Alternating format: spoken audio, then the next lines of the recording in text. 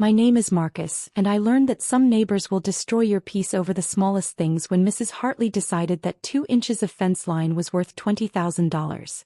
I'd lived quietly in my suburban home for 3 years, keeping to myself and maintaining my property meticulously.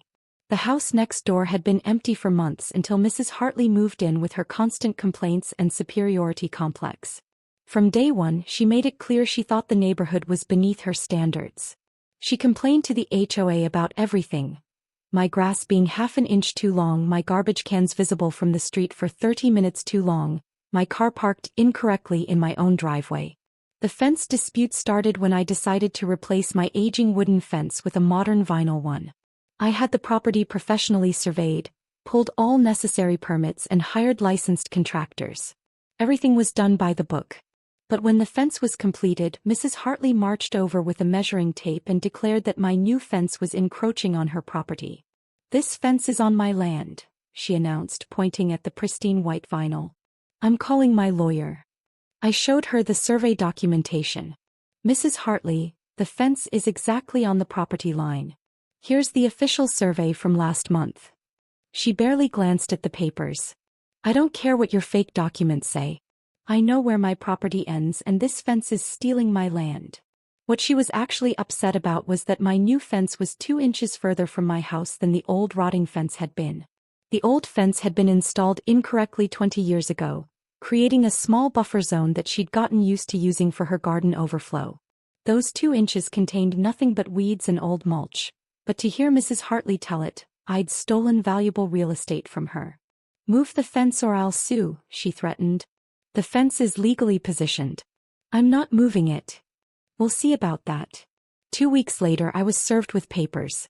Mrs. Hartley was suing me for $20,000 in damages, claiming I'd stolen her property, damaged her landscaping and caused her emotional distress. $20,000. Over 2 inches of weed-covered dirt. My attorney, Jennifer Walsh, reviewed the case and shook her head. "This is frivolous, Marcus. She has no legal standing. The survey clearly shows the fence is properly positioned. Then why is she pushing this? Some people like being victims. Others just enjoy conflict." The legal process dragged on for months. Mrs. Hartley hired an expensive attorney and filed motion after motion, each more ridiculous than the last.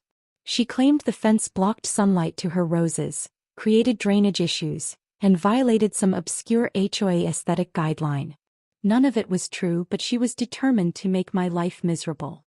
The worst part was her behavior outside of court. She called the city inspector on me weekly, reporting imaginary code violations. She complained to neighbors that I was a property line thief. She even started a petition to have me removed from the neighborhood Facebook group. "That man is a criminal," she told anyone who'd listen. "He stole my land and thinks he can get away with it because he has money." The irony was that she had far more money than I appeared to have. Mrs. Hartley drove a luxury BMW, wore designer clothes, and frequently bragged about her expensive vacations. Meanwhile, I drove a 5-year-old Honda and lived modestly. What she didn't know was that I worked in private equity, managing investment portfolios for high-net-worth clients. I lived below my means by choice, preferring to invest rather than display wealth. The court hearing finally arrived on a rainy Tuesday morning. Mrs. Hartley showed up with her attorney, dressed like she was attending a business meeting rather than a neighborhood dispute. She took the witness stand and performed like she was auditioning for an Oscar. "Your Honor, this man has stolen my property and destroyed my peace of mind. He refuses to correct his illegal fence, and I've suffered tremendous emotional distress." Her attorney presented enlarged photos of the fence line, trying to make 2 inches look like 2 feet. They brought in their own surveyor who agreed the fence was on the property line but suggested it was aggressively positioned. When it was my turn, Jennifer presented our evidence calmly and professionally. The original survey, the permits, the construction photos, and testimony from my licensed contractor. "Your Honor," Jennifer concluded, "this fence is legally positioned on Mr. Johnson's property. Mrs. Hartley is attempting to claim land that was never hers to begin with."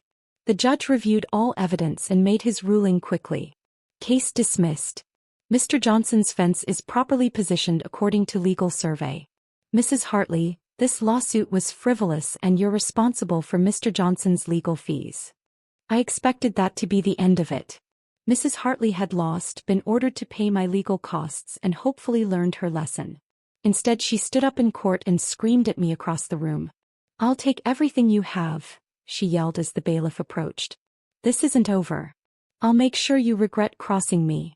Security escorted her out while she continued threatening me. The judge looked embarrassed by the display. "Mr. Johnson," he said quietly, "I suggest you document any further harassment from your neighbor." Over the next month, Mrs. Hartley made good on her threat to make my life difficult. She filed complaints with every city department she could think of. She left nasty notes on my car. She played loud music at all hours and let her dog bark incessantly. The final straw came when she convinced her teenage son to throw rocks at my house while I was at work. When I confronted her about the broken window, she denied everything. "Prove it," she said with a smirk. That night I made some phone calls.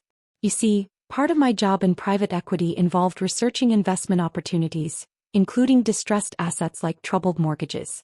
I had connections throughout the banking industry and access to information most people never see. A quick search revealed that Mrs. Hartley's financial situation wasn't as solid as her designer wardrobe suggested. Her mortgage was with a small regional bank that had been struggling with bad loans. More interestingly, she'd been late on payments twice in the past year. Her husband had lost his job 6 months ago, around the time she filed the lawsuit against me. The timing explained her increased desperation and hostility. I made a few more calls to colleagues who specialized in mortgage acquisition. Within a week, I had all the information I needed. Mrs. Hartley's mortgage was part of a distressed loan package the regional bank was looking to sell. They wanted to get these problem loans off their books before regulatory scrutiny increased. The package was being sold at a significant discount to investors willing to take on the collection headaches. I submitted a bid through one of my investment companies. 2 weeks later, I owned Mrs. Hartley's mortgage. 3 months passed quietly while I waited for the right moment. Mrs. Hartley continued her harassment campaign, but I ignored it, knowing that patience would serve me better than retaliation. Then my property management company called with news I'd been expecting. "Marcus, the Hartley account is now 60 days past due. Under the loan terms, we can begin foreclosure proceedings." "What's their payment history been since the transfer?" "Sporadic at best. They made one partial payment last month, nothing this month." Mrs. Hartley called yesterday asking for an extension. I smiled, remembering her screaming in court about taking everything I had. "Set up a meeting. Tell them the new lender wants to discuss the account personally." "Should I mention your name?" "No. Just say Mr. Johnson from Johnson Investment Group wants to meet." The appointment was scheduled for Friday afternoon. I spent the week preparing, reviewing the loan documents and payment history. Mrs. Hartley owed $247,000 on a house worth maybe $280,000. With her husband unemployed and her spending habits, they were drowning financially.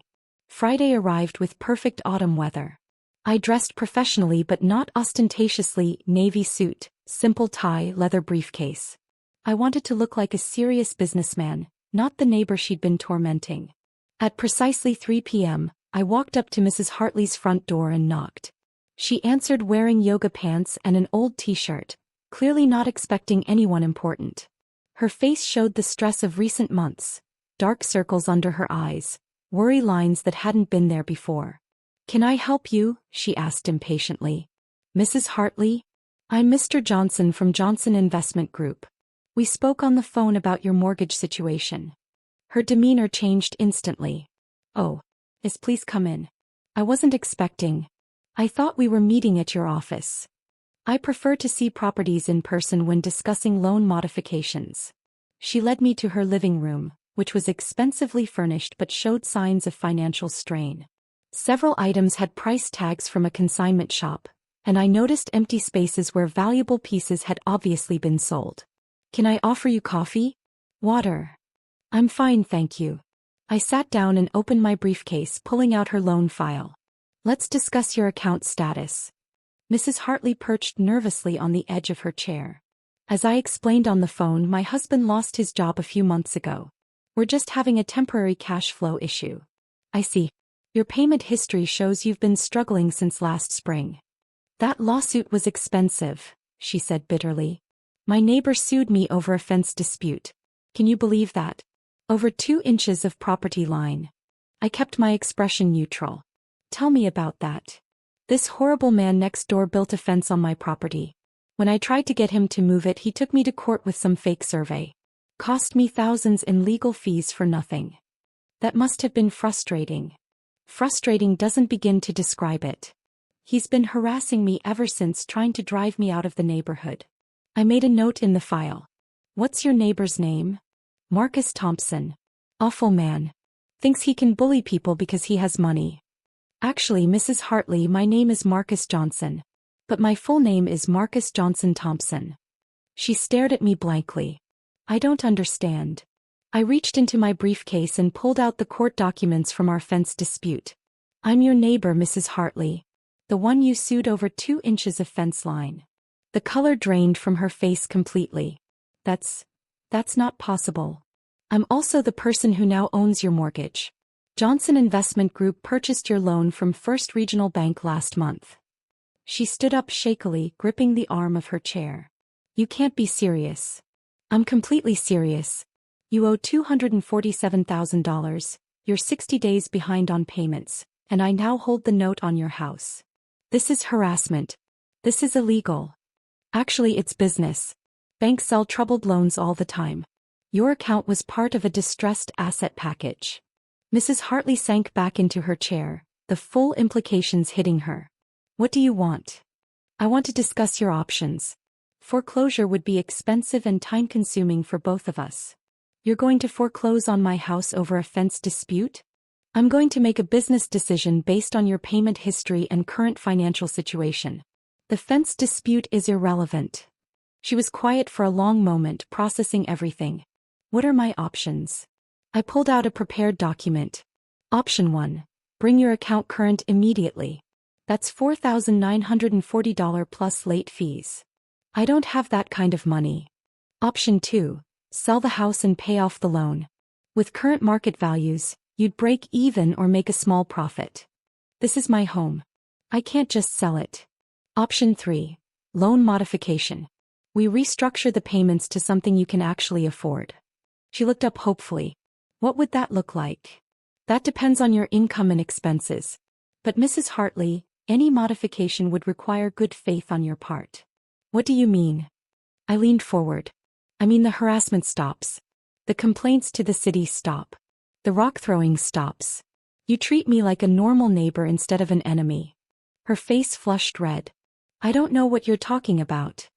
I have security cameras, Mrs. Hartley.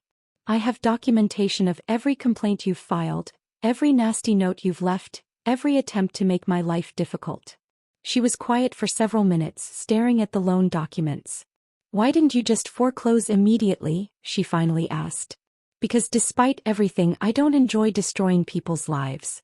But I also won't tolerate being harassed over a legally positioned fence. The fence really is on the property line? Yes. You sued me for $20,000 over 2 inches of land that was never yours to begin with. She put her head in her hands. I was so angry. My husband lost his job, money was tight, and that fence felt like the last straw. So you decided to take it out on me. I thought you were just some young guy who'd gotten lucky. I didn't know you were successful. Would it have mattered if you had known? She considered this honestly. Probably not. I was looking for someone to blame for my problems. I stood up. Mrs. Hartley, I'm going to give you 2 weeks to decide what you want to do. But understand this. If you choose to stay, the harassment ends completely. I won't tolerate any more complaints, any more harassment, any more attempts to make my life difficult. And if I agree to that, then we'll work out a payment plan you can actually afford. You can keep your house and we can be normal neighbors. She walked me to the door, looking older and more tired than when I'd arrived. Marcus, she said quietly, I owe you an apology. For the lawsuit, for everything after. I was wrong. Yes, you were. If I agree to your terms, can we start over? I thought about all the months of harassment, the frivolous lawsuit, the threats and complaints. Then I thought about the stressed woman who just admitted her mistakes. We can try, I said. 2 weeks later, Mrs. Hartley called and accepted the loan modification. Her payments dropped to something manageable and she agreed to stop all harassment. 6 months after that, she brought me a plate of cookies and an apology card.